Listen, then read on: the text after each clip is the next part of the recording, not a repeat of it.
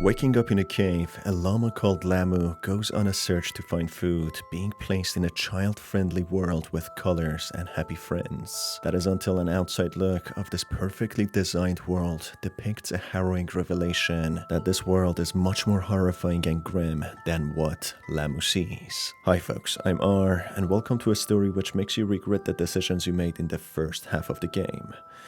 I'm personally never going to be able to forgive myself to what happened to Mochi.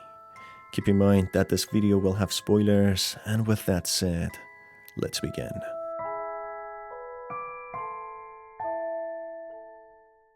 A llama named Lamu wakes up in a cave seemingly being its home when a familiar voice known as the narrator speaks to Lamu that he's hungry and should be looking for food. Lamu gets out of his cave and steps into the forest park looking for some food when the narrator suggests that he can eat some wild cherries. Looking around the park, Lamu eats all the cherries he can find, which are blue or purple, looking more like berries instead.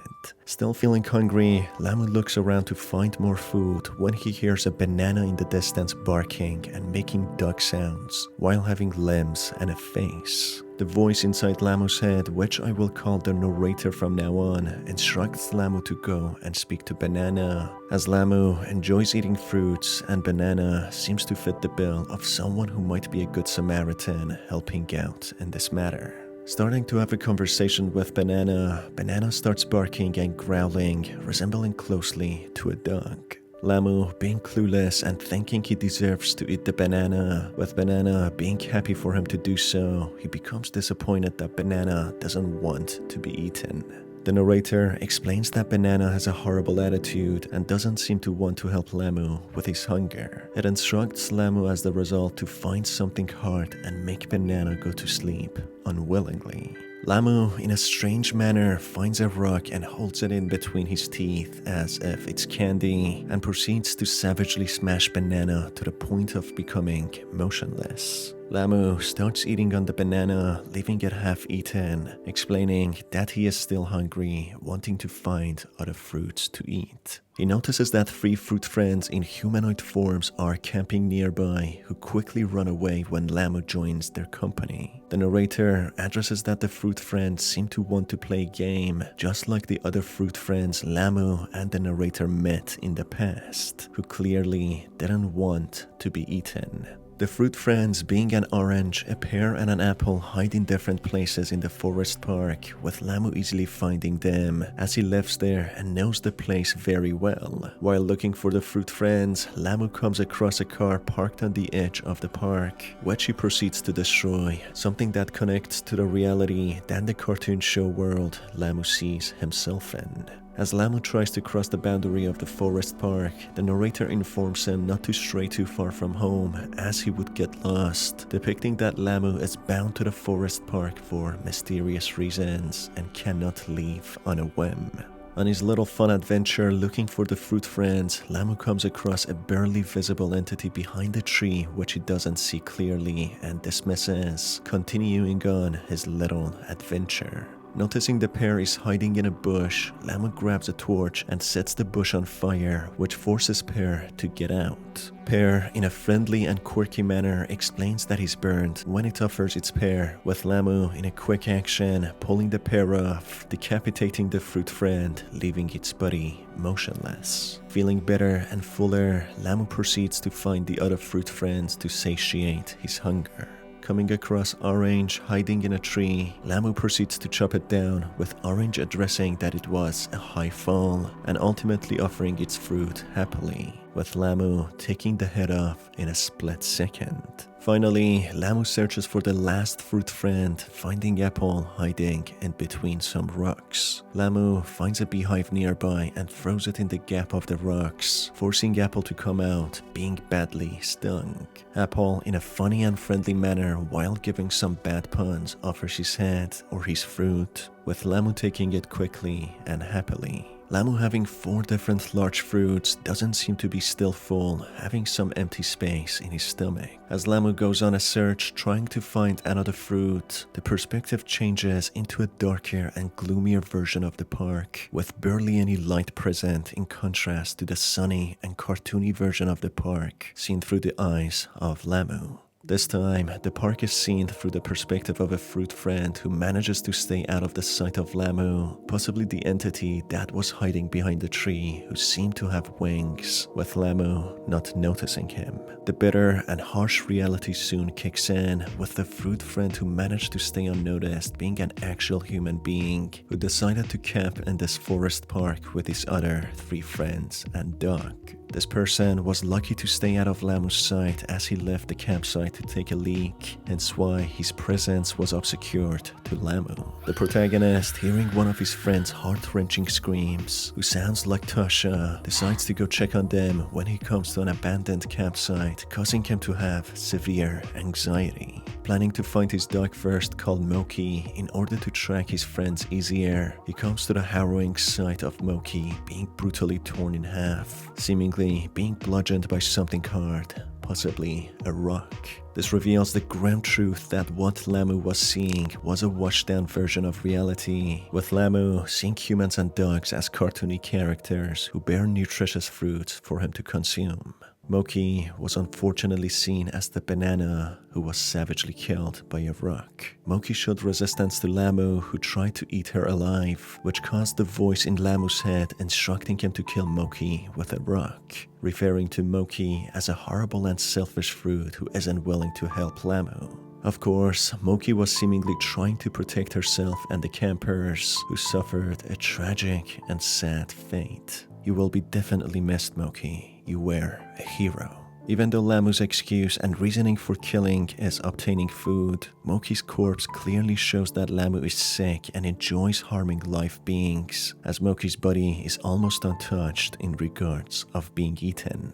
After a horrifying search in the dark forest, the protagonist comes across a chopped down tree with her friend Tasha being decapitated and her leg mangled very badly, caused by a long fall from the tree. Horrified to this grisly sight, it's revealed that Tasha was seen as the orange friend through Lamu's perspective, who in reality did not want to offer her fruit to him, which in the real world was her head.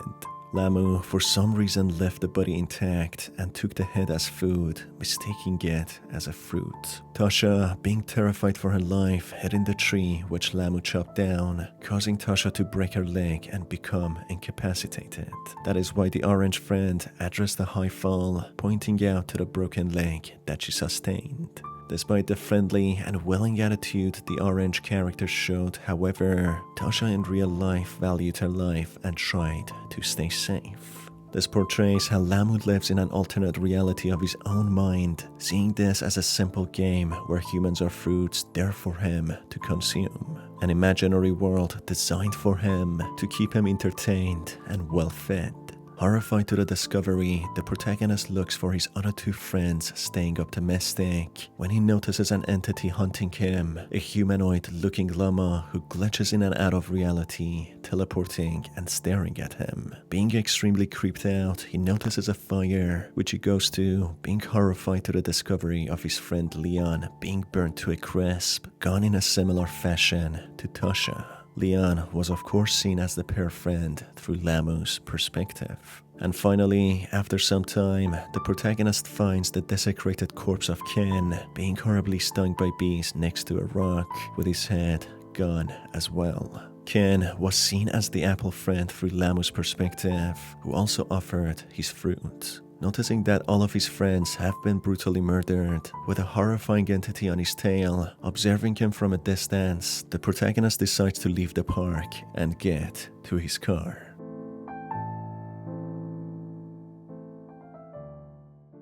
When the protagonist reaches the car, he reads an informational board about the park being called Lamu Forest Park, depicting how the entity has acquired his name when he comes to the realization that his car has been destroyed. Just when he's about to leave the park and head to the open road, Lamu quickly emerges out of the darkness, lunging at him and killing him in a quick manner, taking his head, with the world changing back to Lamu's perspective, depicting it as a colorful and child-friendly version. Lamu is then seen being finally full, just for another day for him to wake up in his cave and prey on other unaware campers. Lamu, being familiar to the forest park and even adopting the name of the park, seems to be bound to it and living in it, as seen how he lives in a cave and unable to leave, as he knows the world outside would not suit him. What's not clear, however, is why Lamu takes the heads only if he wants to fill his stomach, as heads usually don't have much to eat from.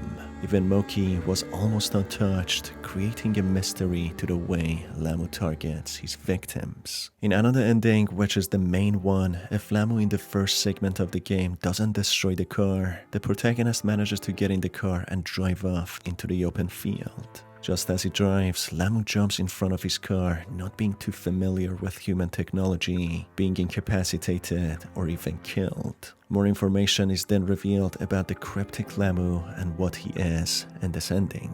Date being 2002, a newspaper article explains the incident which happened 2 days ago on 19th of February, with Ken Abel, Tasha Neal, and Leon Dean all suffering a horrible tragedy, being decapitated in the Lamu Forest Park, with only one of the campers whose name is redacted managing to survive this traumatic event. Seemingly, this park has been known to have similar incidents of previous campers being decapitated, hence why the voice in Lamu's head mentioned that they had met other fruit friends before, meaning other campers Lamu had to chase and kill. Forensics revealed that the deceased bodies had bite marks on them, resembling the teeth of a human, which unveils that Lamu, in fact, is a human. The article continues on explaining that the Lamu killer has been apprehended since, with the authorities deciding to withhold any information about him. Trying to dismiss the Lamu teleporting in the park as a gameplay mechanic, this ending depicts that Lamu was a person dressed in a llama costume and mask, living in the forest park as a wild animal, attacking any unknown campers and killing them in a brutal manner. Having severe mental health problems, the killer is unable to differentiate between reality and fiction, seeing the campers as fruits with fruity heads, which he takes and consumes, believing that they are there for him to eat in his imaginary world. That is why he doesn't touch their bodies, maybe only occasionally taking some bites, but mainly aiming for the heads and eating them, as he sees the head to be fruits. It doesn't help as Lamu lives alone, not having any human interaction, with the only real friend being the hostile imaginary voice in his head that he calls the narrator, inciting him to cause unimaginable violence. That's it for the end of this video, folks. If you enjoyed it, make sure to stay tuned for more by hitting on the subscribe button and the notification bell. It's been your host R, and I will see you on the next one. Take care.